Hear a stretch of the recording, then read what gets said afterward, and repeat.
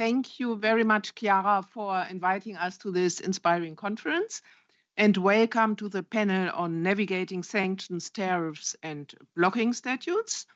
We will deal with sanctions and tariffs in the framework of international public law and under WTO law, and also include the theory of countermeasures and blocking statutes.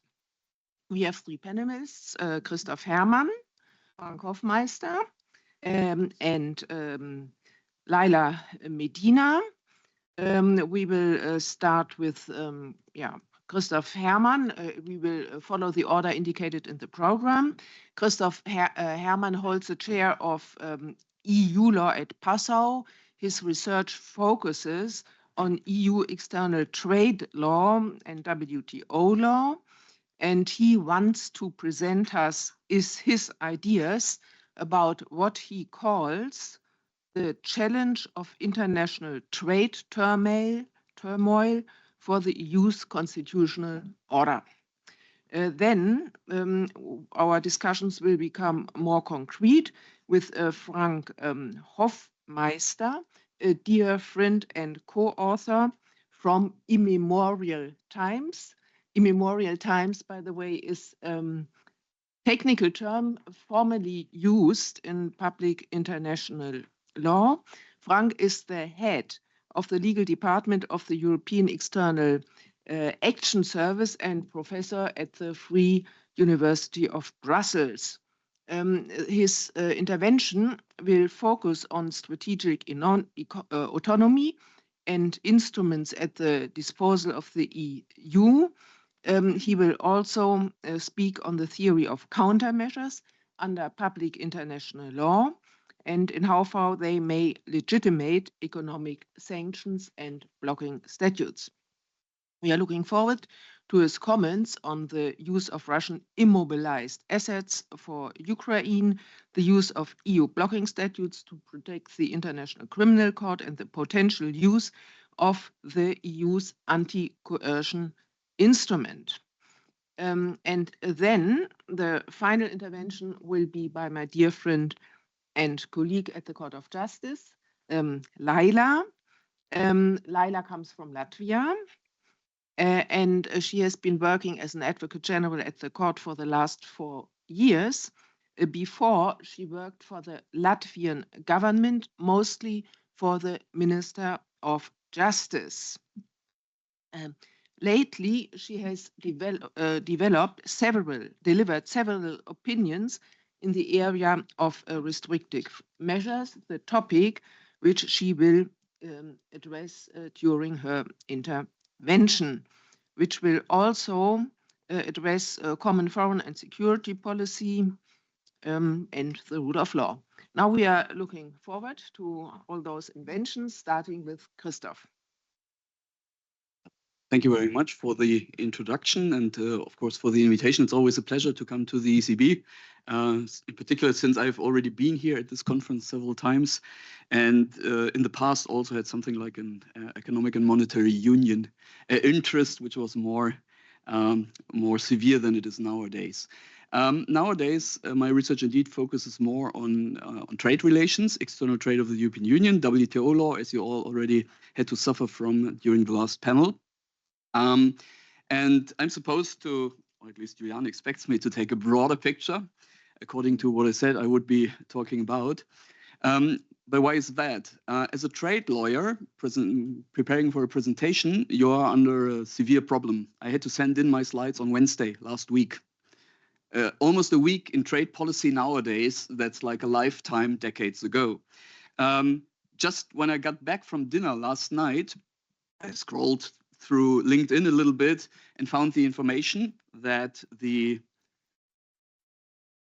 seems to be a technical problem indeed with the presenter, that the US government just defaulted on its membership contribution to the WTO. There was an information I received.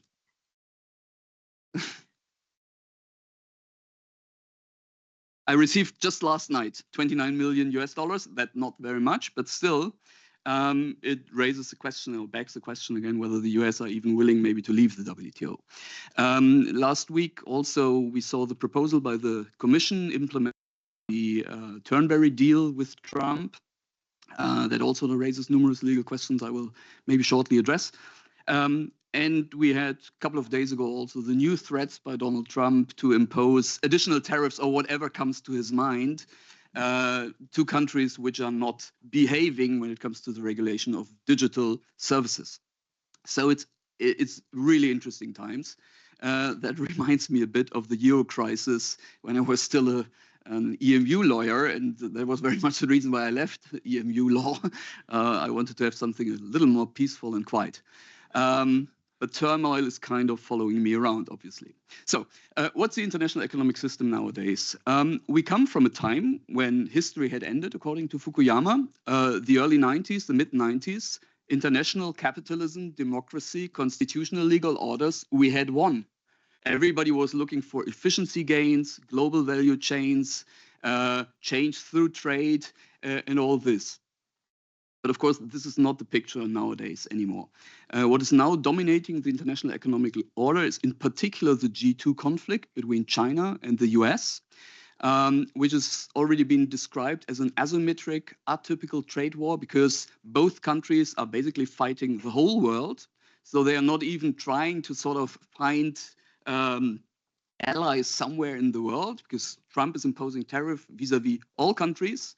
And the Chinese are imposing export restrictions on rare earth magnets, for example, where they have 95% market share globally on all countries. So it's not that anybody tries to sort of find a coalition of the willing or whatever and to arrange in cooperation. And this G2 conflict, of course, is dominated also by looming, or already sometimes when we think of Ukraine, of actual military conflict. The Taiwan question, with TSMC as the major supplier of nanotechnology chips, semiconductors, being located there, which is necessary for artificial intelligence operations, the South China Sea question, and the military uprising also of China, which the US tried to contain by their export restrictions on high technology products. We have the populist turn in the major democracies in the West, including basically almost all countries already to some extent. So we've seen Brexit, we see Trump, and we see other things which point towards less international cooperation, less global trade, and so forth. At the same time, you're confronted with a dual transformation, greening the economy, digitalizing the economy. And for both, there's a lot of leverage lying in the People's Republic of China, having dominant market positions in the most relevant resources that are needed for these two transformations. So what we are talking nowadays more about is resilience instead of efficiency. And resilience, of course, comes with economic welfare costs. So there is a price we have to pay for being more resilient, less efficient, but it's possibly unavoidable.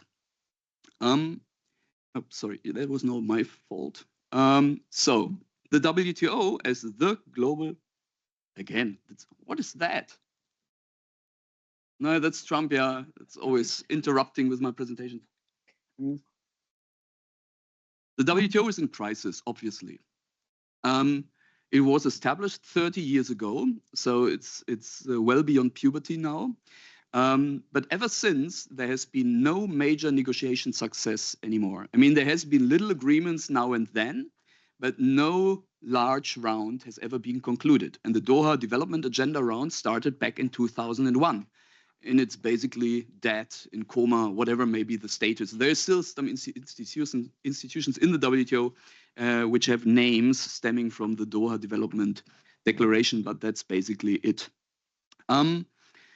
We have the appellate body being dysfunctional for about 5 years now, almost 6 years by now, which means that there is no decisive adjudication if the opponent doesn't want to. If the loser appeals to the appellate body, that's called appeal into the void, nothing will happen, and you cannot get the authorization to retaliate under the WTO legal framework.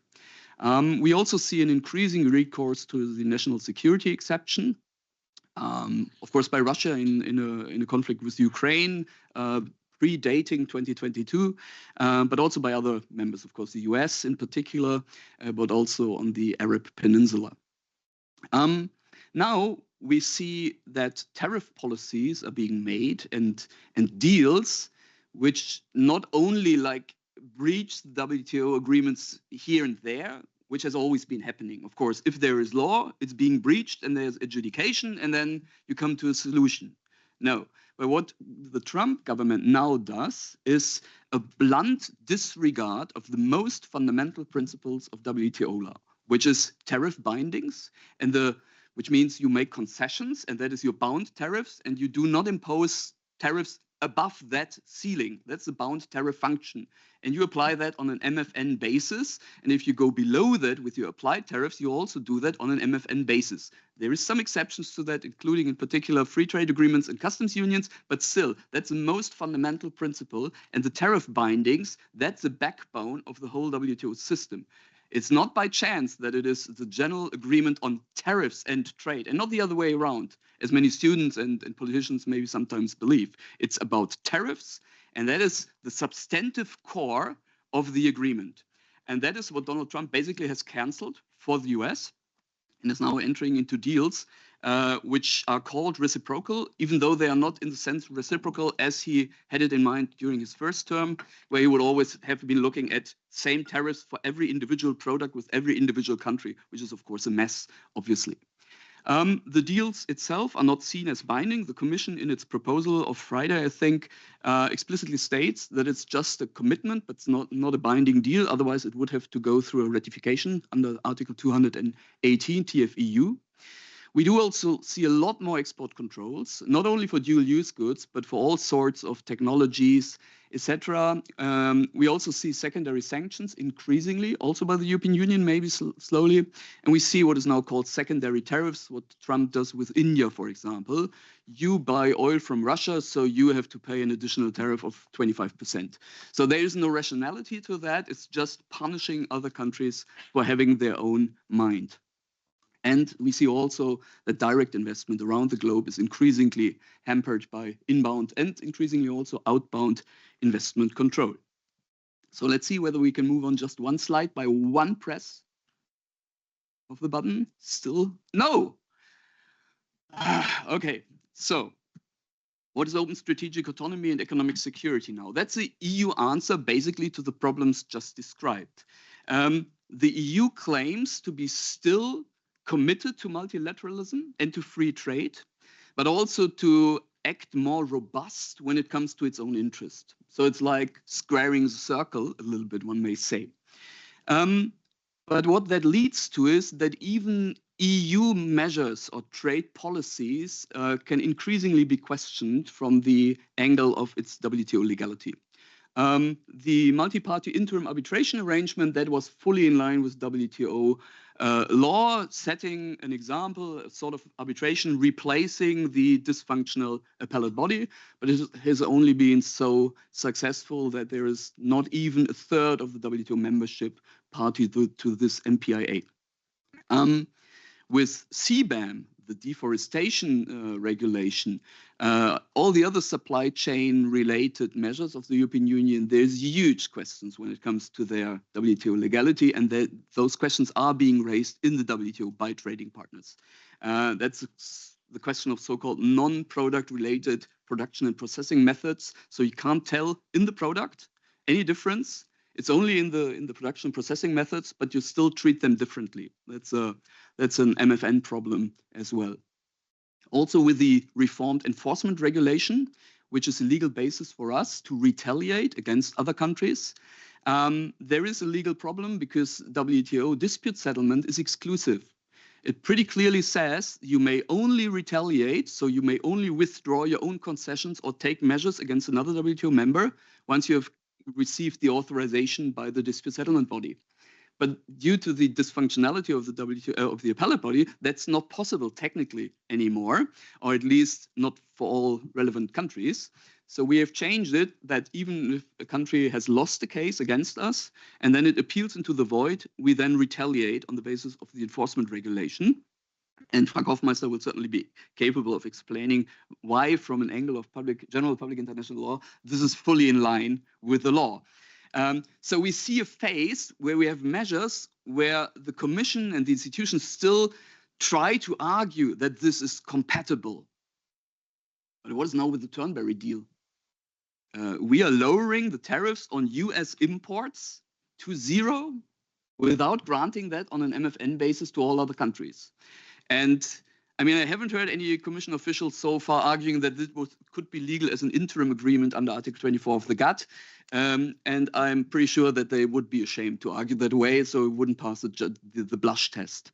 So the Turnberry deal is quite obviously a deviation from our obligations under the WTO, and it will be interesting to see what that means for the future. But from the EU law perspective, that is hardly relevant. You all know that the Court of Justice has been very much in defense of the EU legal order vis-a-vis influenced by the WTO agreements.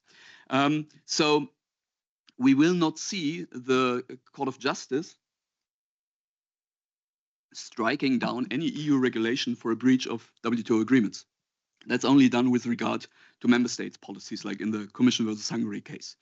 So we have to look at it primarily, or that is what is effectively restricting our capability to engage in economic warfare, is the EU constitutional legal order, the EU as a Rechtsgemeinschaft, and the court as the ultimate arbiter of conflicts or disputes about the legality of measures. And there we have different problems. First of all, we only have limited competences for economic warfare.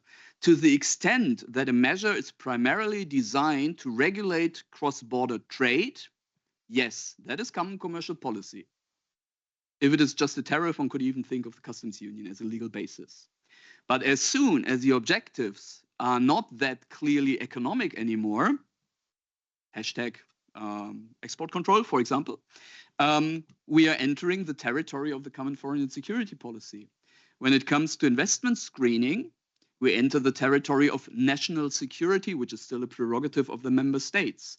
So the more combined international security considerations and international trade instruments are, the more we have a looming competence problem in the European Union. But I would be trustful that the Court of Justice would exercise its discretion to interpret Article 207 sufficiently flexible in that context, as it did in the 1970s. It's a dynamic approach, that this is the reality of nowadays trade and economic world and order, and therefore the common commercial policy has to be interpreted dynamically. That's just my belief that it would end up like that in the court, in particular after the Singapore opinion of the court.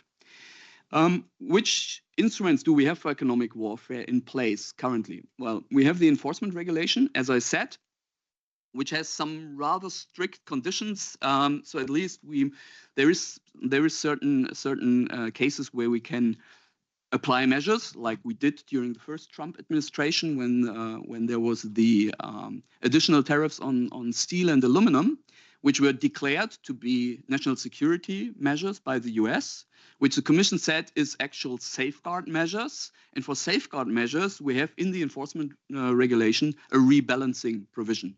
And that was being used. A panel of the WTO later on held that the US measures were not safeguard measures, but the US happily appealed into the void. So this is not legally binding on the EU, so we could still treat that as safeguard measures. Even though I think the Commission doesn't even quote the exact paragraph anymore of the enforcement regulation when it makes proposals for retaliation. So it just quotes the article as a whole, but not the exact case it wants to apply. We do also have that when a WTO member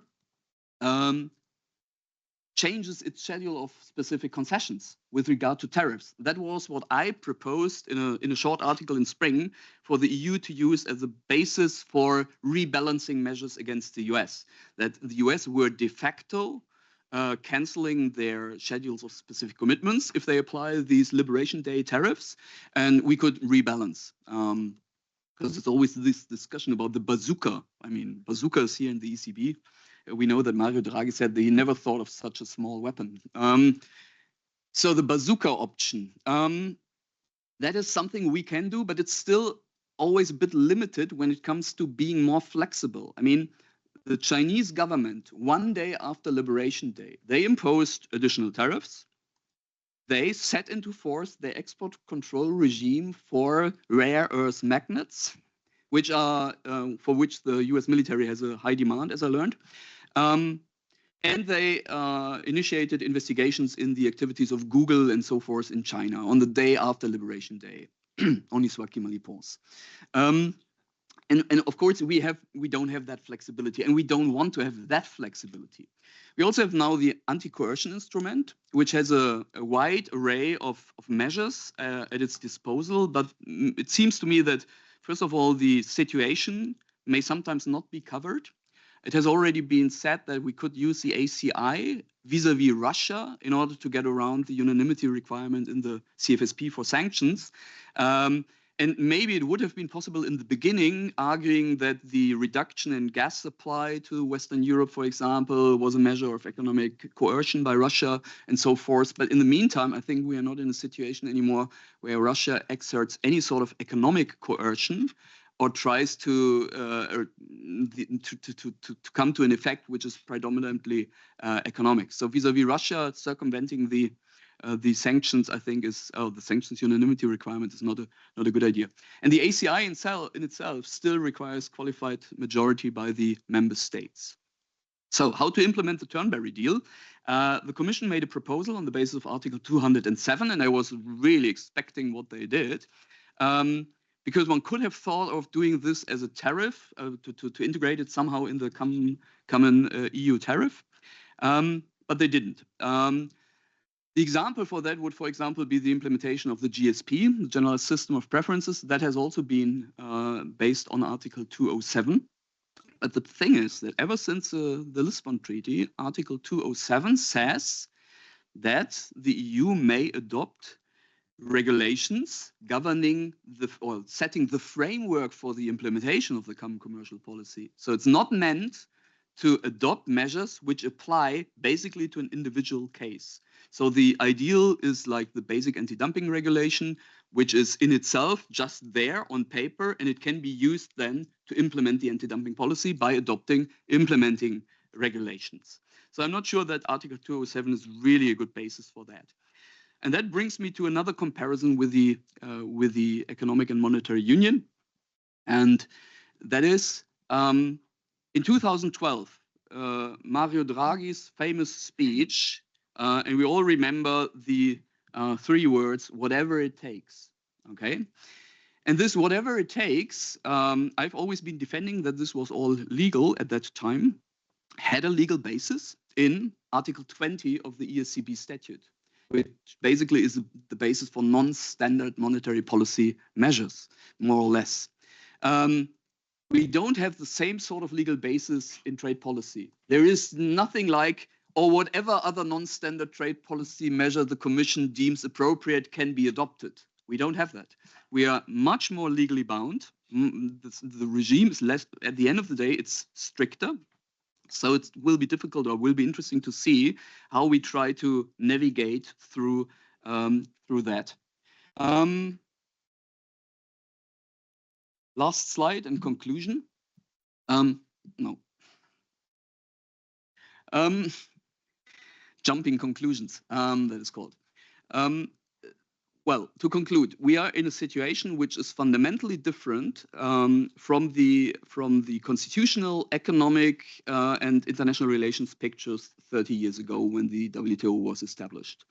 The problem we have is that the EU's constitutional charter, the treaties, has basically been designed for a world which resembles much more the 1990s than it does reflect or resemble the 2020s now. So we are just not up to speed, I think, when it comes to the EU constitutional order. And as we already learned yesterday, the member states will not come to help. There won't be any significant treaty amendment in the foreseeable future. It's just too complicated. So it's just, again, once more, possibly time for the Court of Justice to react to this sort of block or whatever sort of paralysis we are in as a European Union to make it possible for the EU to really defend its strategic autonomy, whilst not giving away the rule of law at the same time, of course. Thank you very much. To us, a difficult path the EU has to find between loyalty to its own principles and to a rule-based international order on the one hand, and defending its own interests and the interests of its citizens. We now come to the next speaker, Frank. The floor is yours. Yeah, thanks a lot, Juliana, for the very kind introduction, and also Chiara for the invitation. I have the honor to be here for the first time, maybe because foreign policy was not at the heart of the ECB, but now, as we've just said, the changes of time require also foreign policy and international law input, and I'm very happy to give that. So on the notion of open strategic autonomy, we have already discussed a lot. I can be very brief. Primary goals are to enhance resilience, reduce dependencies, and to promote sovereignty. And sometimes we even try to define it in policy documents. So when I researched for this conference, I found the Council conclusions of March 2022, where the Council said, in the context of the EMU, there is a need to continue pursuing, and here comes, an appropriate balance between both objectives, striving to achieve its economic and financial autonomy while maintaining its openness, global cooperation with like-minded partners, and competitiveness, and reap the potential benefits thereof. So this is what the Council expects from the institutions when making proposals and when discussing new legislation. Try to strive this appropriate balance. And we have discussed yesterday a couple of examples already, and I don't have to repeat that. Emanuele Rebasti made an excellent presentation. So, for example, the CHIPS Act, the Critical Raw Materials Act, batteries regulation, and what have you, where you see all this now put in place. Therefore, what I want to discuss and concentrate now is on the question of EU sanctions. That is in the presentation, please, the slide on sanctions. Maybe I can get it on. Yeah, so EU sanctions and the use of Russian immobilized assets. I think the starting point is to realize the difference between freezing and seizing of assets.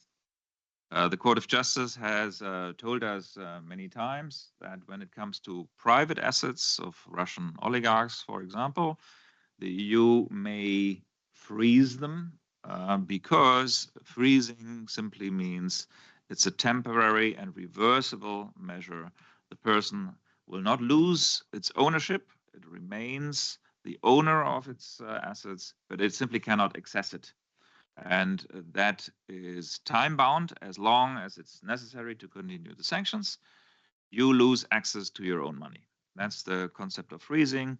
It's an interference with the right to property, but duly justified for reasons of international public policy. So far, so clear. Now, when it comes to the assets of the Russian central bank, so not private individuals, the analysis slightly becomes more complicated because the Russian central bank under public international law enjoys immunity. There is some discussion out there because the UN Convention on Sovereign Immunity only mentions that in the context of jurisdictional immunity, so immunity from the court's jurisdiction of other states. Does that also include immunity from executive action, government action? It's not in the text, so you have to discuss a bit, but the prevailing view is a maiore ad minus. Yeah? If the immunity protects you against judicial interference, it also will protect you against executive interference. So in short, the Russian central bank can argue EU and any other sovereign actor cannot simply take my money away. That would be a violation of my sovereign immunity. Being confronted with this, the EU therefore adopted a rather, I would say, sophisticated approach and said, okay, we are not going to formally seize the assets. We are not even to freeze them. We are immobilizing it, meaning we tell all the other actors that they shall not make business with the Russian central bank anymore. And the money which is currently in some sort of private companies in the European Union, like Euroclear, they are simply prevented from giving this out. And this was for a long time the status quo. And we went even a step further last year by saying, well, if then the money is immobilized with Euroclear, for example, it still generates some profit just because it is there for a year and is not invested anymore, but it still gets the usual annual profit. And this is called in EU talk the windfall profit. And therefore, during last year, there was a decision taking this windfall profit should not belong to Euroclear or taxed by Belgium. It should actually benefit Ukraine. So, council decision by unanimity, implemented by regulation. Euroclear, you have to transfer, and all the others, you have to transfer 99.7% of these windfall profits to the EU, and the EU will then transfer the money to Ukraine. Okay, so that's a fairly, I would say, innovative approach. And under international law, we could argue that this still does not infringe sovereign immunity of the Russian central bank, because the windfall profits were something which were under the management decisions of Euroclear, and it's not changing the analysis of immobilization. So this is where we stand today. Now, there is a big question in the room: is this sufficient? Should we not go even a step further? And if you have read the papers, the foreign ministers of the EU just met last weekend in Copenhagen, and among others, they discussed exactly that point.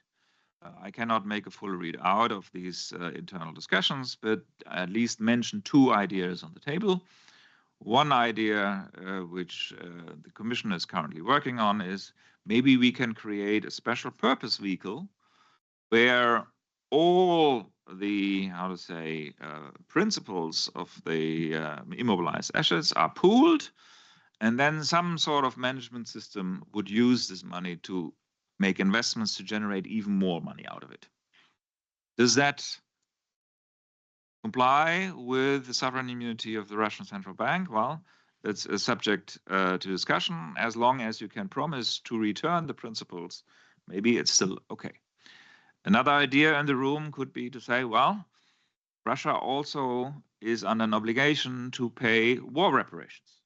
International law is extremely clear, Article 31 ILC on international wrongful acts, and they don't do that. So we need an international mechanism which will look at the duty to basically compensate. And there are currently negotiations ongoing to create an international claims commission. Next week, I will be in The Hague on the fourth and hopefully final negotiation round on that one. And maybe by the end of the year, we will have a new international treaty signed in The Hague, establishing this claims commission made out of international experts who then have the task to look at the war reparation claims and make decisions.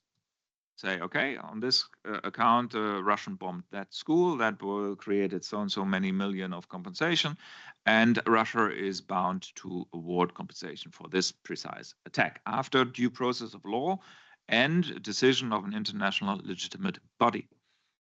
And if then the bill is sent to Moscow, so to say, and there's no reaction in Moscow, you may wish to think, okay, as long as they don't pay, we take from the currently immobilized assets some money away to pay in advance the war reparations. And once you have a future peace deal, then this will be offset from the Russian debts that they anyway have incurred. So a sort of advance payment for war reparations after a decision of an international body. All these are new ideas in the room. And the question here is this in line with international law? What can you argue in order to sustain such action. And here, as the chair, Juliane, has kindly already said, we come to the theory of countermeasures. So I don't want to give a too long explanation of that, but still some fundamentals can be useful. If one state breaches international law, like Russia has breached the Article 2.4 of UN Charter, prohibition on use of force, the victim has a right to ask for cessation and compensation. In this case, Ukraine. What is the right of non-directly affected states, such as EU member states? Well, in that case, the ILC says non-directly affected states can invoke also the responsibility of the aggressor, Article 48 of the ILC articles on state responsibility. But what the ILC did not say is that a non-directly affected state can also take countermeasures. It can invoke it, but it cannot take countermeasures. It left it open. There is the Article 54 in the article, which says we are not sure. Yeah, 2001. There was some sort of non-conclusion at ILC level, some in favor, some against. So all binds comes down to the question, is there a development of international law, we can say progressive development, in the last 20 years, which allow non-directly affected states also to take countermeasures, sometimes called collective countermeasures. And that is a very difficult exercise. Some say, yes, we have sufficient state practice. Others are a little bit more reluctant. But what I can clearly say today is that there is movement in this direction. And having had two excellent colleagues from the UK in the room, the UK government recently took a decision to say we are now confident that there is sufficient state practice for collective countermeasures. It gives you just an indication. And what does it mean for the EU? Well, the EU is bound, Article 3.5 of the TEU, to the strict observance, but there it comes, and the progressive development of international law. So we are in the same kind of situation. Yeah. Do we think that collective countermeasures allow such a thing? Or would we say, well, it's a bit unclear, but if we do it, we contribute to the progressive development of international law. Both positions are arguable. And I just mentioned that this is now really the top of political discussions in Brussels right now. This brings me to my next point, other instruments. Michael Ioannidis, legal advisor here in the ECB Bank, when designing the program, also put this in. Catchword sanctions as one. The other catchword is blocking statutes. Well, the EU has adopted a blocking statute back in the 80s already. And here I have to nuance a little bit the intervention of my esteemed colleague from Vienna about extraterritoriality. In that case, the EU made the analysis that some US legislation is extraterritorial and therefore illegal under international law because there is no sufficient link to the United States jurisdiction. So the original case was the Helms-Burton case. In short, the US were saying whoever deals and trades with Cuban assets which have previously belonged to US citizens and have illegally been nationalized gets in trouble with US legislation, and it will not only get blocked entering the US, but also there is a risk that any private person can litigate against you. So a German company which is trading with Cuba has no connection to the US at all, doesn't enter US territory, but still is under the threat of a legal case in the US for that. And in that analysis, you said, sorry, this goes a step too far. There is no reasonable link to the US jurisdiction, that the previous, how to say, illegal nationalization in Cuba is simply not enough. And we consider that incompatible with international law. That is why this kind of US legislation has no legal value in the EU and is blocked. Okay, so we have taken this principled kind of position ever since, and the instrument was amended later on Iran sanctions. So why is that interesting for today? because President Trump recently has adopted a few executive orders directed against the International Criminal Court. And the first order is fairly broad, saying the court, its staff, may be sanctioned. And then there are more precise sanctions against particular persons, including 4 judges of the ICC who are involved in a pending case, ICC versus Israel PM Netanyahu and the former defense minister for atrocities in Gaza. So what the US is doing here is those judges are putting the 2 Israeli politicians on risk. We think this is wrong, and therefore those judges have their assets frozen in the United States. ICC is located in The Hague. The judges have not American nationality. The case is in Israel. So where is the link to US? All right, question can be asked. And if you come to the conclusion there is no sufficient link to the US, then you are in the blocking statute, and the EU could, in theory, also adopt a delegated act and putting these executive orders into our annex of the blocking statute. And this is something which the ICC itself wishes that as a means of protection. The situation in Brussels about that is currently under discussion. Final remark, potential use of the EU's anti-coercion instrument. My esteemed colleague Christoph Herrmann already mentioned it. It's a new instrument in the rule books, just adopted a couple of years ago. And what is interesting here is that the EU says whenever a third country exercises coercion against us, we are going to bounce back. And what is coercion is referenced by way of international law, Article 2.1 UN Charter, non-intervention principle, ICJ judgment Nicaragua, coercion in international economic affairs. And it will be a holistic exercise of several elements. But the point is, Council can determine there is coercion.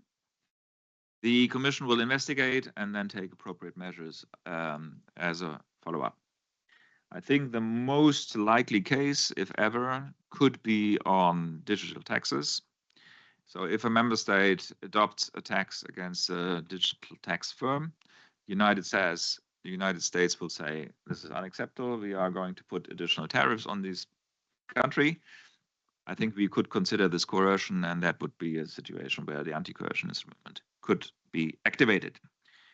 So as you see, we are here in a situation where there's a lot of borderline discussions, but always you need a very fine international law analysis, and the attempt of the institutions is to draw the lines and to come up with an analysis which will ensure compliance with international law. That brings me to my conclusion.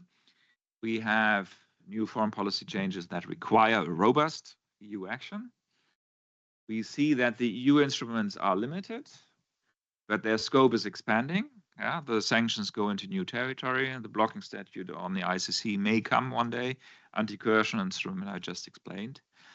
There is a need to comply with international law. Article 3.5 is not under discussion. Everybody, of course, knows that it's a constitutional obligation, and it's crucial to respect international law. And that brings me to my final point. International legitimacy of the EU therefore depends both on the capacity to act and the compliance with international law. Thank you for your attention. Thank you very much, Frank, for this most interesting presentation with a lot of issues to be discussed, with a lot of really points which need discussion. And now comes our final contribution of Leida. Thank you very much. First of all, I would like to thank the organizers of the conference for inviting me, and specifically Chiara for insisting that I should come, although I was resisting, saying that I have nothing to do with the banking and I know nothing about it. But there we found a common point that maybe a little bit of my experience dealing with the Russian sanctions might be interesting also for the audience. here today in the conference. And my esteemed colleagues have already dealt both with the trade wars and also touching upon the sanctions. And my presentation will be more from the perspective of the court. And it is, as it is very well known, the court is always coming a couple of years afterwards when the legislature has made the brave decisions. And then it is up to the very often first general court, and I see my colleague from the general court just across me, to go through the first test, and then it is the Court of Justice. But yes, some observations anyway I can make, although my experience and the court's current practice or case law is still somewhere around 2022. And we have not moved to the absolutely latest, hottest developments. But at the same time, I would see that the court's case law is a way of inspirational tool for those who make the decisions, what could be the potential red lines for the legislative process. And I think that will be no surprise when I will say that also in the area of restrictive measures, the European Union is anyway community based on the law. So there is no way that we could say that the articles of Treaty of European Union, more specifically Article 21, would lose its importance. And this article is specifically important for our debate because that talks about the duty to observe UN Charter, international law, promote multilateral solutions, high degree of cooperation in international relations, and also compliance with the unions and member states' international obligations. So all the issues we had during today's first two panels are in a treaty, and we have said ourselves in that treaty that that is something that bounds us. At the same time, I think, although I'm here in this panel, everyone before me has already said that we live in the times where there's all kind of measures, sanctions, tariffs, which are creating obstacles for this multilateral cooperation. And therefore, we have to be innovative to see how, while respecting the rule of law and while respecting what Article 3 of the Treaty of European Union says, we can still move on and respect the law. Because I think the question which sometimes pops out, maybe not exactly in this room, is does the current geopolitical context permit a departure from the rule of law in order to equip the Union for the challenges ahead? And I think from every speaker I have heard that the answer must be no. And of course, I adhere to that answer, that instead of forgetting about our commitment to the rule of law, we should rather use the sound legal craftsmanship for the new innovative solutions. And I think some of the examples we just heard shows that that's what the legislature is doing, searching for those innovative solutions, how to respond to the current global challenges. Of course, that requires quite a lot of creativity, a little bit of risk-taking, because the court will with its evaluation will come a couple of years later. But I think that's the only answer to today's problems.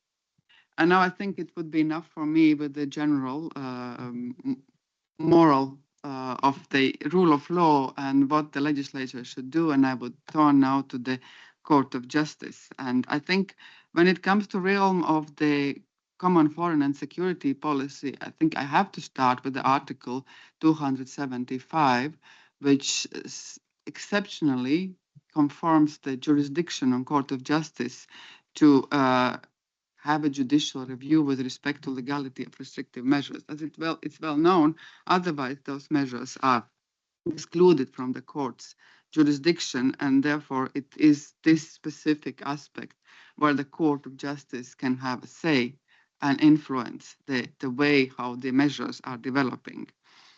And that definitely makes clear point that the Court of Justice will not look at the more global political impact of those measures or how it can impact the fragmentation of the markets or anything of that sort, because the Court of Justice will only look at the legal impact of those measures, that is, whether those measures are legal and whether they conform with the effective and uniform interpretation of EU law.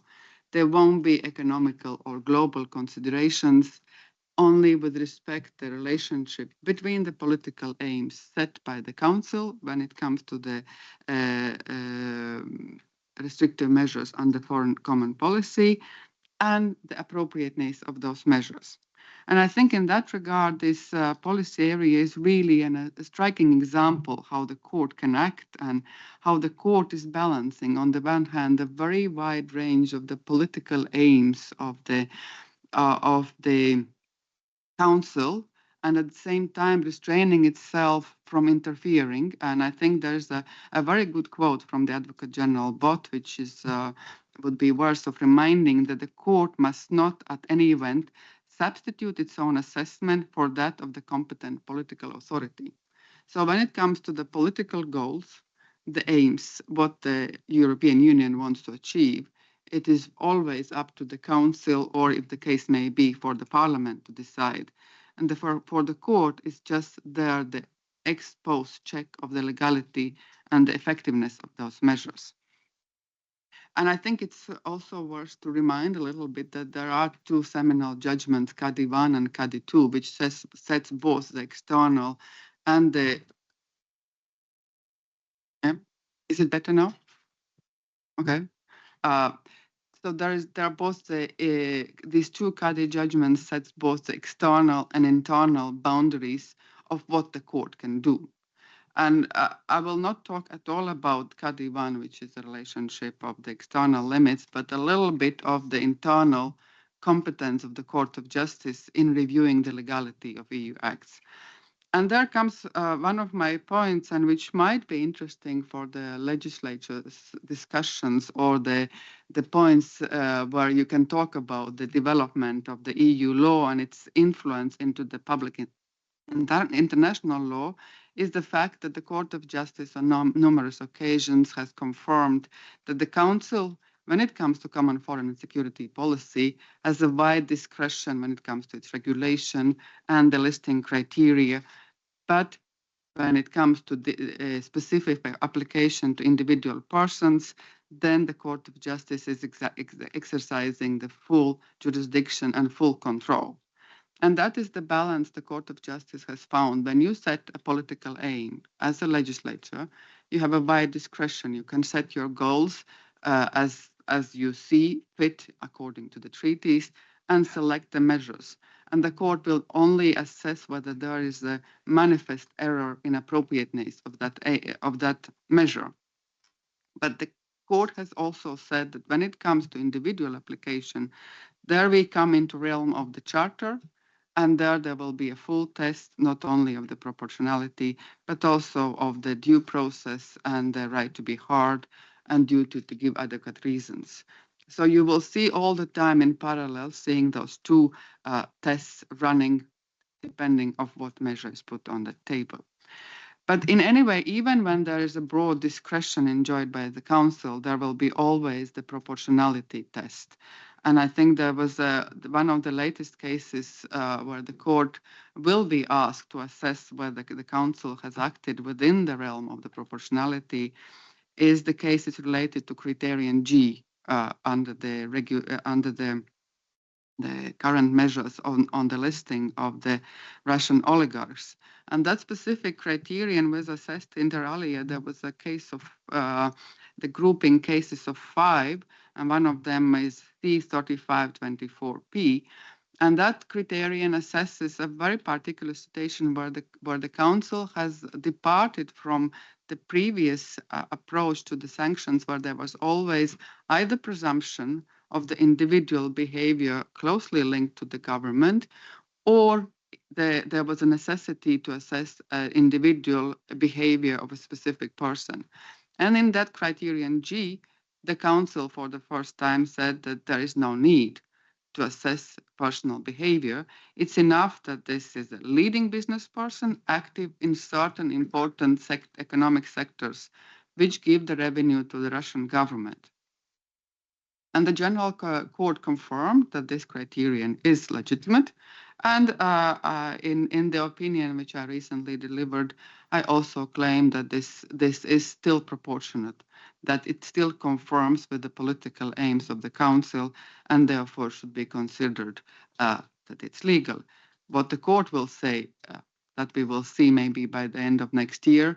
And I think that will be a very careful examination, and also in a way like a bit of the leading light, how far the Council can go in its discretion in choosing innovative manners to exert full pressure on the Russian government, how much the overall situation and severity of the situation can be taken into account in order to choose measures which correspond to those political goals. So I think that will be one of the ways how the court can put its input in showing what justifies, what can be considered as proportional, depending on the behavior, in this case, of the Russian government and its war attacks in Ukraine.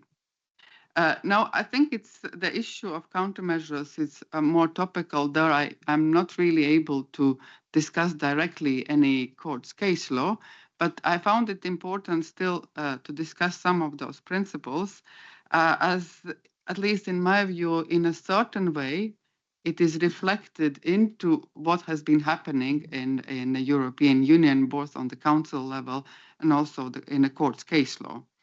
And if you read the chapter of the famous articles on state responsibility of International Law Commission, you can see like basically three groups of the principles which relate to the protection of the common interest. I will not go to relationship between a victim state and offending state.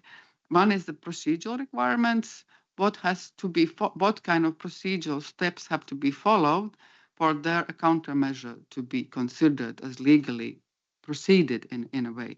The second element is rule of law and a protection of fundamental rights. And the third one, what is actually allowed as a matter of collective countermeasure.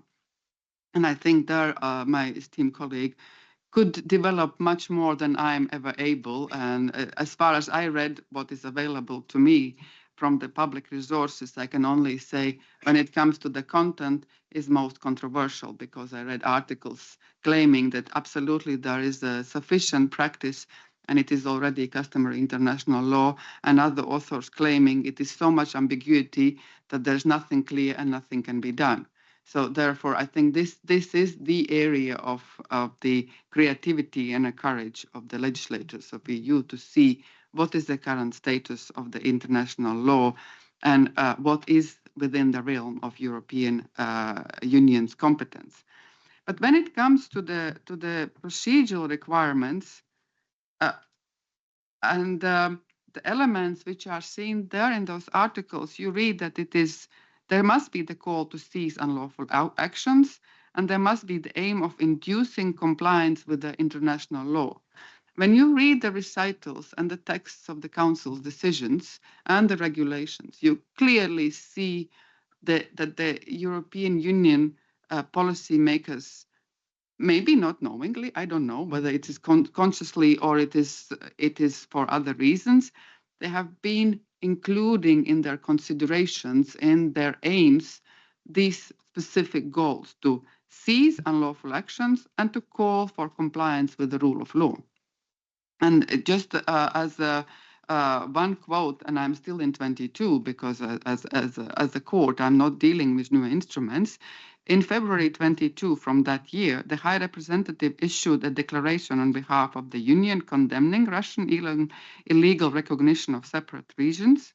And in that decision, the Union urged Russia to reverse its actions, uphold its commitments, and return to dialogue. You can see in those short paragraphs the exact following of the procedure under those articles.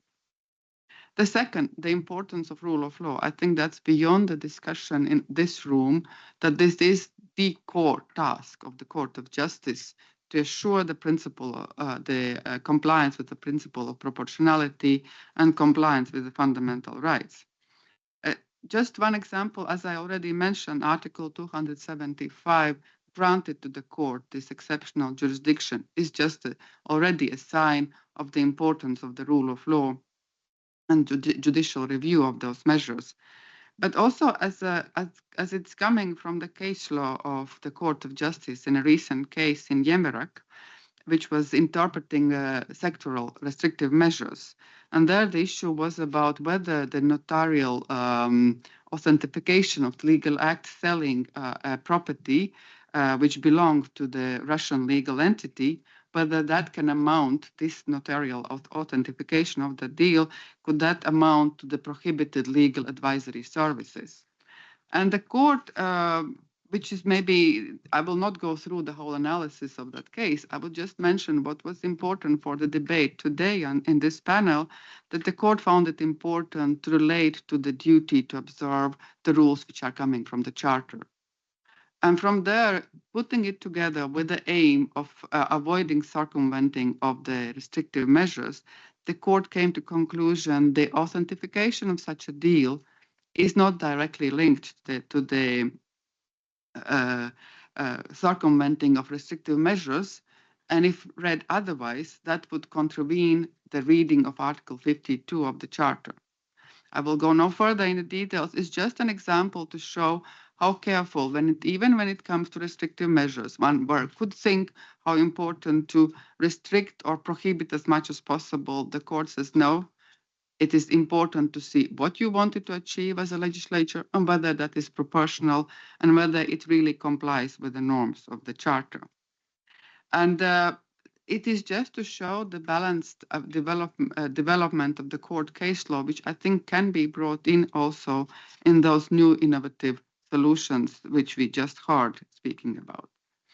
And the last little bit of my intervention, and I will be very short so we can leave some space for the debate, will be about the effectiveness and little bit of extraterritorial aspects of the EU law. And I wanted to bring to your attention a measure which hasn't been, I think, on the table yet, and that is a new directive from 2024 on the definition of criminal offences and penalties for violating union restrictive measures. So we bring in the criminal liability for circumventing the sanctions. And we have heard both in my presentation and before also in my colleagues that those sanctions are really rapidly evolving. We never know what measure will come tomorrow, what will be the compromise in the council debates. But we know how important in the case of criminal law, there is the protection of fundamental rights and maintaining effectiveness of EU law. And just as an example, in Article 3, the Union is requiring member states to criminalize making funds available to listed persons, failing to freeze them, facilitating their entry into Union. And when we see these ever-evolving sanctions, ever-changing list of the persons, the question inevitably comes how member states can ensure effectiveness of those measures in the real practical life. The other little aspect from that directive, and then I will conclude, is with respect to extraterritorial effects or jurisdiction. We heard a debate, yes, no, good, bad, what is allowed, what is not, and the blocking statutes were explained at length.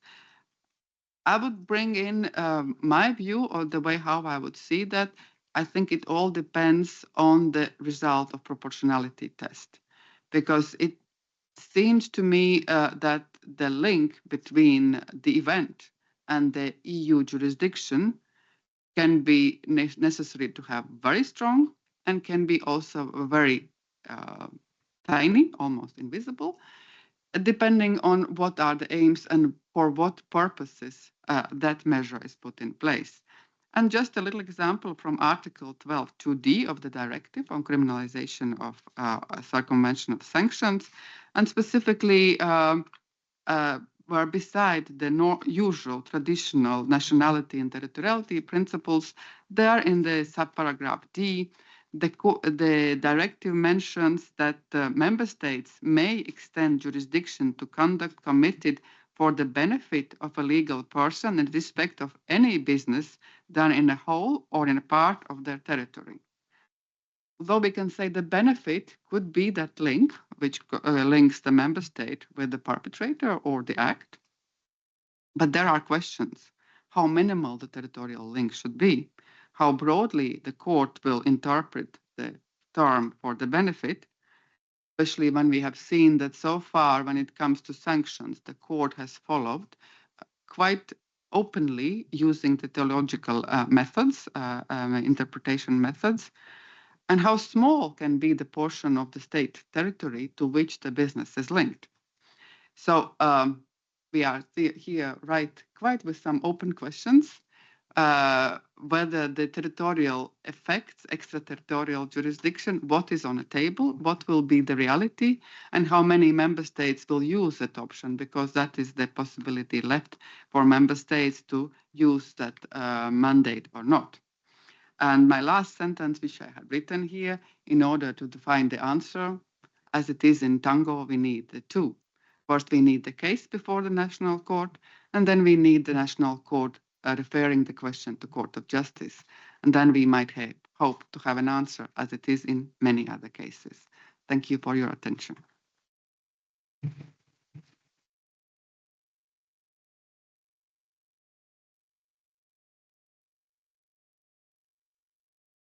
Thank you very much, Laila, for letting us know about the perspective of the court and about judicial review in the area of sanctions. I invite now everybody to put some questions. Yeah, lady in red.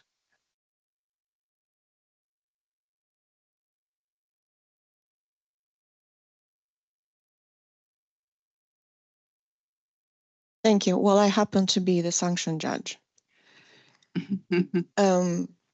Or to be more precise, the restrictive measures. I actually find the debate at this panel interesting in a very complex meaning of the term, because we happen to have cases. I mean, restrictive measures, of course, were more advanced. We're looking at 24, 25 already. But we had a case on countermeasures. Very interesting that the External Action Service was not in the courtroom when we had a hearing. It was a case of Venezuela and restrictive measures against Venezuela, where Venezuela as a state challenged the EU restrictive measures. The case dates back a few years.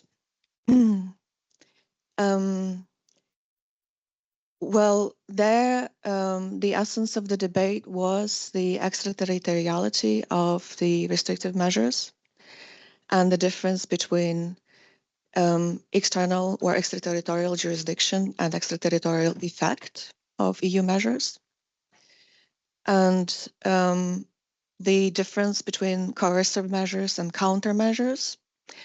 And I must admit, I find that debate particularly interesting in the context of Ukraine war and the intervention. I mean, I'm not going to make more friends in this room, but I have an opinion. We're dealing with the crime of aggression, trying to deal it by wearing white gloves and white shirt. And this is the objective reality and the debate about the legal effect under public international law.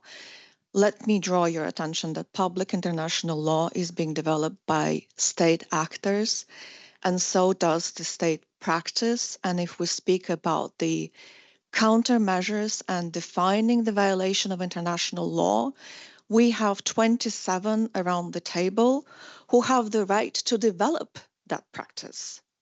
So to tell here in this room that there is no sufficient state practice, who are the states who have the right to develop that practice and through which means?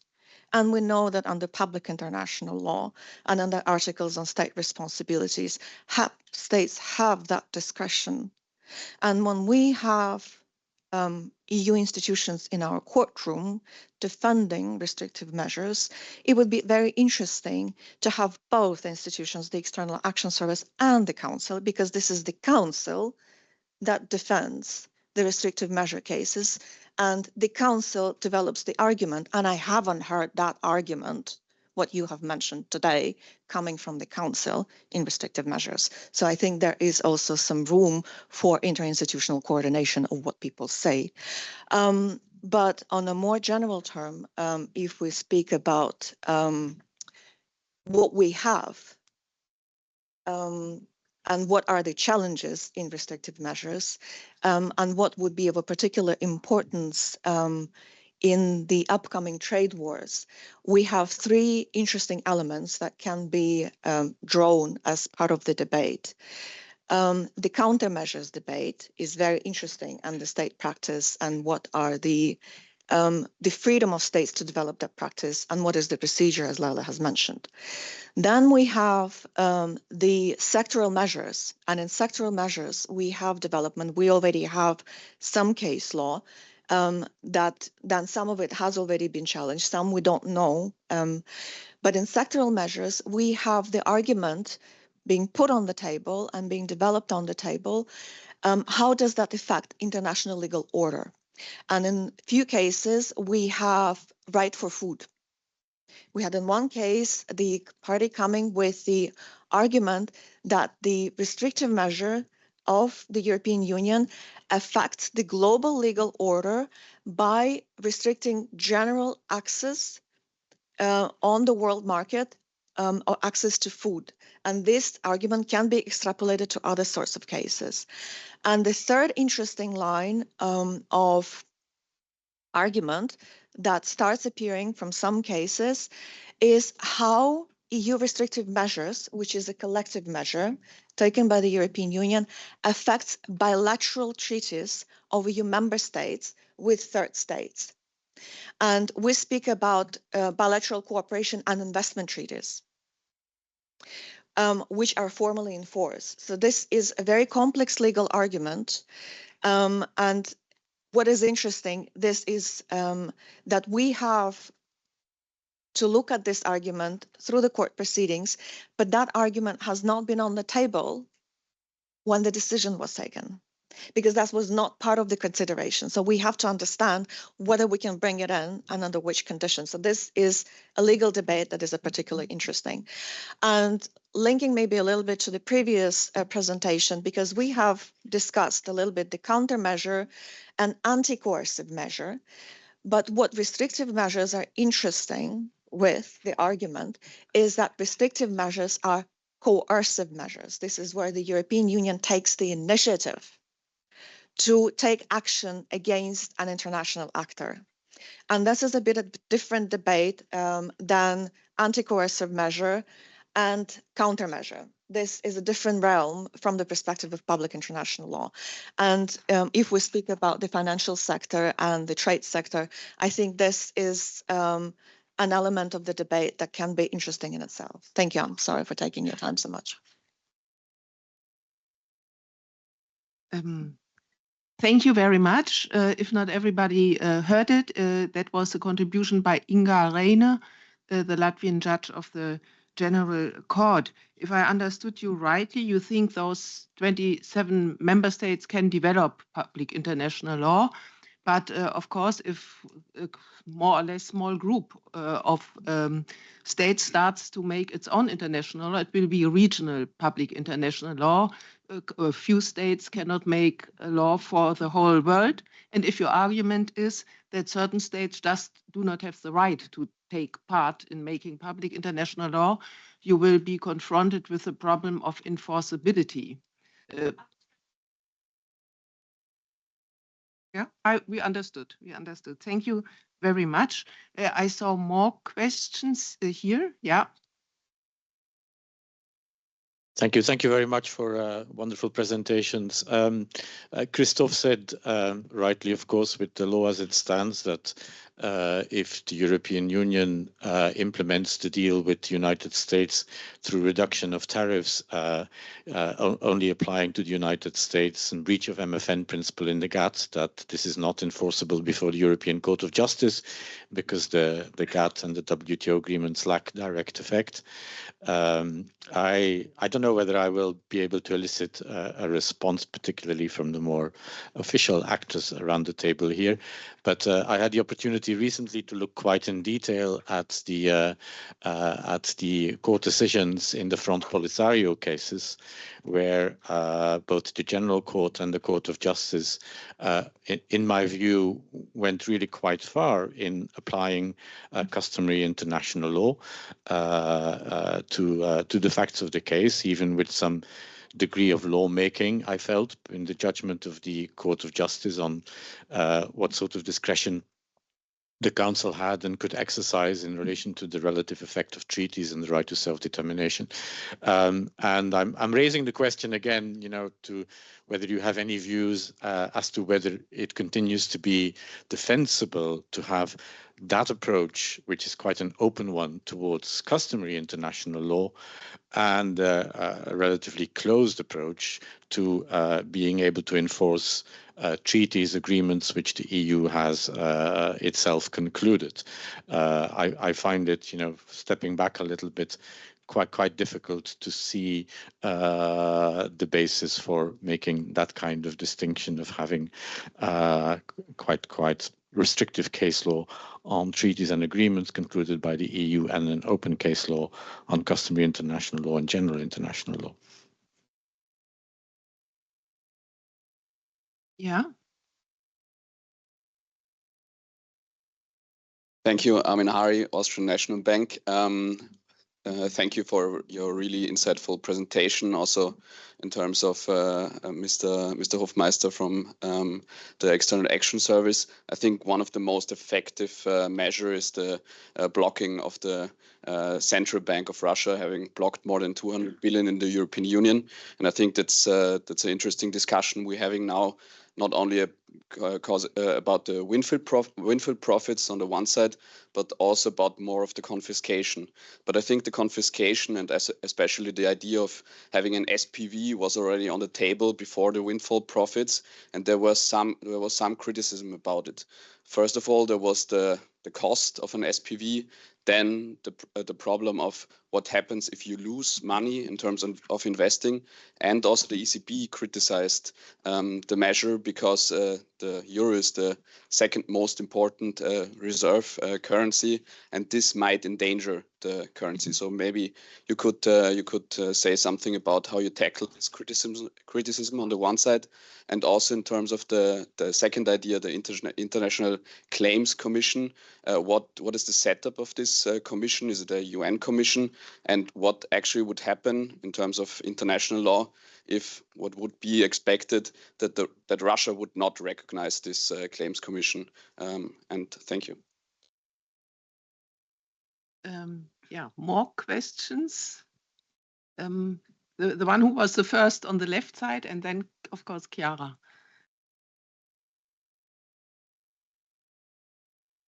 Hello, my name is Kilian, and I'm working in the Supervisory Law Division. I have a question. My question is twofold, and it's rather in the periphery and close. I want to ask something about the blocking statute specifically, and the anti-coercion mechanism. So related to these instruments, it seems to me that the blocking statute has been rather ineffective during the years in protecting European companies. And it seems to me that rather than protecting European companies from extraterritorial US sanctions, it has actually had the reversed, the opposite effect. I wanted to, regarding this, and also related to the fact that the clawback mechanism in there has also, due to its tort-like nature, not been effective. I wanted to know your opinion related to that, and also whether the more new anti-coercion mechanism, although it has another scope, whether you think that it will be more effective.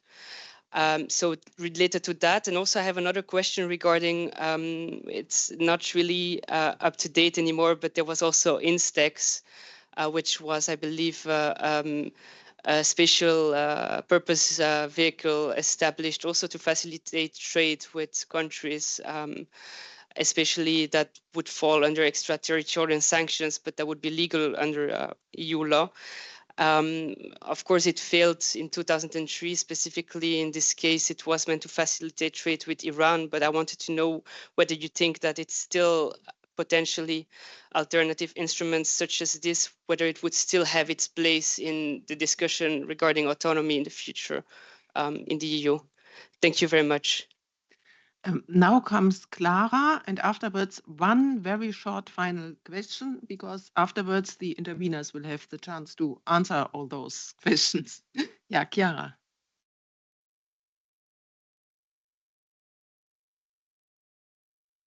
Thank you. A brief question to Frank, because you mentioned the UK consider that the progressive development of international law has brought us to a point, if I understand correctly, they are talking about the seizing capacity. Do you have more information about that? Because I'm not really clear where these data are about this progressive development of international law. Thank you very much. If at all, one very short question, and then finally the interveners. It's the interveners' turn. Well, I think it's the interveners' turn, and we go in reverse order, starting with Leila. Thank you. Although it seems that the future of development was more attractive in this room than the lagging behind court with its judicial review. But nevertheless, I think talking about the development of public international law, I think already Juliana mentioned, but that was exactly the criticism I was reading, that it might be developing in certain regions like Europe, or with respect to certain powerful countries elsewhere. But it is not really something has been developed all over in other regions, and therefore there were quite some doubts what is the level of public international law. And there was also a debate of lack of judicial opinion of what is the status of public international law. And I think that is the issues which I think are guiding, but of course I am far from able to comment of what is currently on the table for the Council and the Member States. So it is very difficult to be in a development stage also for Member States and for having the different opinions. But as rightly pointed out, I think right now the gravity of situation also mandates the innovative solutions, how to protect European, not only interests, but the values we are standing for. And I think sometimes the question of the values on the very existence of the treaty system should be put not somewhere aside as a reminder that of lovely first articles of the both treaties, but as a paramount first point of reference. About the blocking of the assets of the central bank and confiscation, I think that the issue of reversibility of countermeasures is one of the most difficult to overcome when it comes to confiscation of assets, and therefore there's a lot to be discussed what can be done in that aspect. And about the blocking statutes of the effectiveness, at least what I read, the report the Commission itself had made about the effectiveness, there were certain doubts, and there have been quite some complaints, and I think there was recognition of the need to update the statute, but apparently the instrument is nevertheless still of interest if we hear that the actors outside European Union see it of importance that to invite European Union to activate that instrument, and that would at least for me signal that there is an importance of those statutes. And when it comes to the approach the court is taking with respect to customary international law or the treaties, whether it's open or rather closed, from my perspective, it's a bit difficult to comment what the court will come up and how it will develop its case law. But it's also quite clear that although we as a court are 2-3 years behind the hot developments of the sanctions, tariffs, and different measures, the court thinking is very much influenced by the events and by the situation. So we might see as well quite some development in that regard.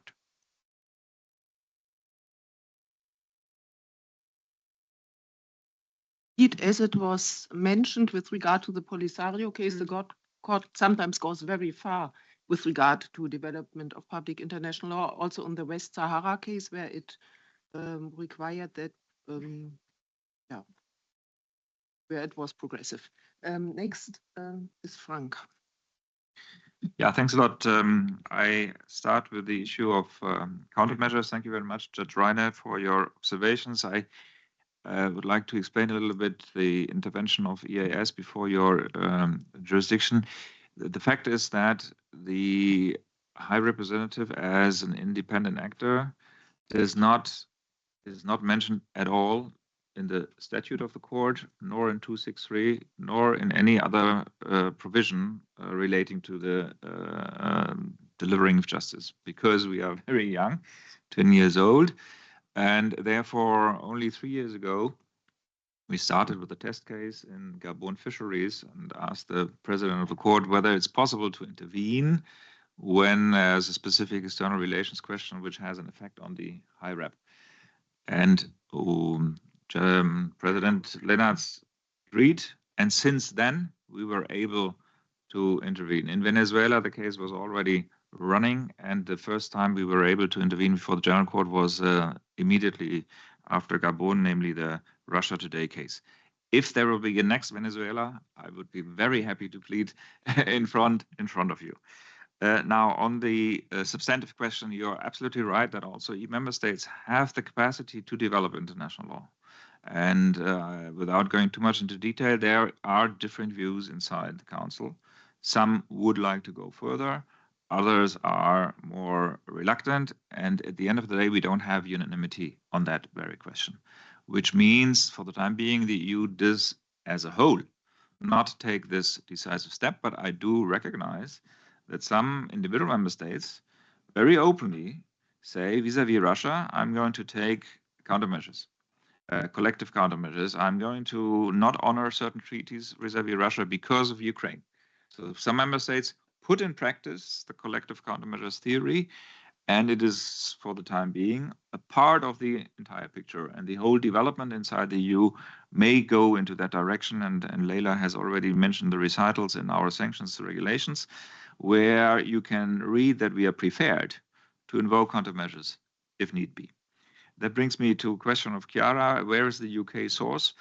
For the time being, it's not written down in a big expose, but the UK legal advisor has told the EU legal advisors in the Council Working Party in summer that after a considered research of the state practice, the UK government came to the decision that collective countermeasures now can be argued to exist under customary international law. And interestingly, they also looked at EU practice.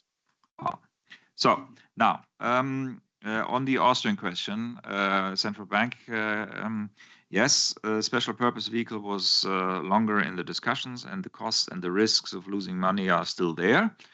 But what I was referencing is that currently inside the Commission, there is a renewed approach. Commissioner Dombrovskis wants to come up with something. But unfortunately, I cannot go into detail unless it is unveiled. I agree with you that these risks need to be looked at. Probably they have in mind to have some sort of a common fund where all the principal money goes in, and then some restricted sort of investment. I don't know how secure and safe this is, but maybe not the super risky business that sometimes is available on the financial markets. The question of the legitimacy of the International Claims Commission, currently there are over 40 states negotiating it in The Hague. So it will be a multilateral convention concluded between all those, including the EU as a full participant and full right to vote. And Russia is invited to join. For the time being, Moscow, of course, does not recognize, but, and that's very interesting, the structure of the Compensation Commission will provide for Russian accession and say if Russia comes, then they will immediately be present in the structure of the Claims Commission. But as long as they don't join, we'll have to take the way forward. And as I explained, it could be said it's an advance serving of a Russian obligation, which already exists today. It's no doubt that Russia has to pay compensation, and then once the Claims Commission awards will be, how to say, served by Russian mobilized assets, it will be deducted from the Russian debts in the peace treaty. Normally, you will have an amount of money in the peace treaty and say, okay, we have taken from you already this, and this will be deducted. And that is, I think, defendable under international law, although not uncontroversial. And final question on the blocking statute from the colleague from ECB. Yes, the effectiveness is limited. I agree. Some companies even complain about it. But here we have to strike a balance between, on the one hand, what is the company perspective? And on the other hand, what is the political significance of such a move? If the EU were to say, we consider the Trump executive orders are illegal and we have to block them in international law, it may or may not create leverage in negotiations. And as you may know, it's a delegated act by the Commission, which is in force for 2 months. And Parliament and Council can revoke that. And that could open a 2 months negotiation space to say to the Americans, look, we really don't think that this is in line what you expect. Can we not try to find a solution? And in the ideal case, then after 2 months, the measure would lapse. Your question on Instax, yes, it was applied in Iran. According to my information, only 2 companies used it. So it was a failure, and nobody in Brussels wants to come up with a new failure. Thank you. Thank you very much. I think there was only one more or less question directed at me, which was Pete, referring to the difference the court makes when it comes to the effect of customary international law and treaty law within the EU legal order and how to defend that. I must admit, I've always been very critical in the past of the case law of the ECJ when it comes to the WTO and the denial of direct effect. But I had recently to submit a contribution to a Liber Amicorum for Stefan Griller. And Liber Amicorum are usually books for which it takes some idea which you think you wanted to write about always, but you don't expect anybody but the person you're honoring to read it. So I wrote about this direct effect of WTO law. And if you go back to the rationale of the court in Portugal versus Council and the lack of reciprocity, and when you add some sort of narrative from, for example, the FIAM decision on what is like the international trade reality of our times, then undertakings have to expect that this sort of retaliation may happen, etc., etc. Maybe there was more real sort of realistic wisdom in the court's case law back then at a time where it wasn't really necessary, which we can now transpose in our times where we really need it. And this taking off the white gloves, I like that notion, even though, of course, I think that is basically the overall discussion we are having here, how to develop autonomy, or to put it differently, sovereignty, without getting rid of the rule of law. And I mean, I'm not a great fan of Carl Schmitt, but this one quote everybody knows is sovereign who decides about the status of emergency. And a couple of years ago, I was presenting during my sabbatical in Hamburg, and there I think Markus Kotzur asked me about this sort of tendency of the EU to increasingly maybe breach or bend or whatever international law. If that was good, or if there was a good sign or a bad sign. And at that point, I already said maybe it's a sign of an emerging European sovereignty, the capability to, in a certain circumstance at least, breach your own law, because you, as an entity, as a body of politics, deem it necessary. Okay, I'm not saying that I'm favoring that sort of action. But maybe that's a sort of idea how we can conceptualize that. And this all goes back to, some of you have certainly read David Goodhart's The Road to Somewhere, at least our British friends here, where he distinguishes between the anywheres and the somewheres, and most of us here in the room will possibly be anywheres. and that anywheres usually favor the rule of law and somewheres favor the principle of democracy. And that is because when you're somewhere, you know your peers and you accept the majority rule, etc., etc. And if you're somewhere, you are always exposed to just the law and you don't know what anybody thinks. And that is something we see not only, and I think this is also maybe something to better justify why the court is approaching treaties which have at some point been ratified by the European Parliament in a different way than customary international law, which wouldn't exist if the other side breaches it all the time. And we need it for a treaty to react to a breach which is maybe occurring on the other side. And for example, if you take the treaty override judgment of the German Constitutional Court, that's the very same rationale. The Bundestag may breach agreements it has entered into, full stop. No conditions to it, whatever. And I think that is a kind of the way in which this sort of populist thinking of the somewheres creeps into our legal doctrine. And of course, we must question ourselves as lawyers and anywheres to what extent we can defend the rule of law. And that is something which came out yesterday already in Catherine Barnard's presentation on the importance of fundamental rights. That we must, I mean, the rule of law is meant to limit the powers of the majority, always. That's the very idea of the rule of law. And that is what we need to defend. But sometimes we must accept that we can't take off the white gloves, or we must declare the state of emergency and the state of war, and then the gloves get off. Thank you.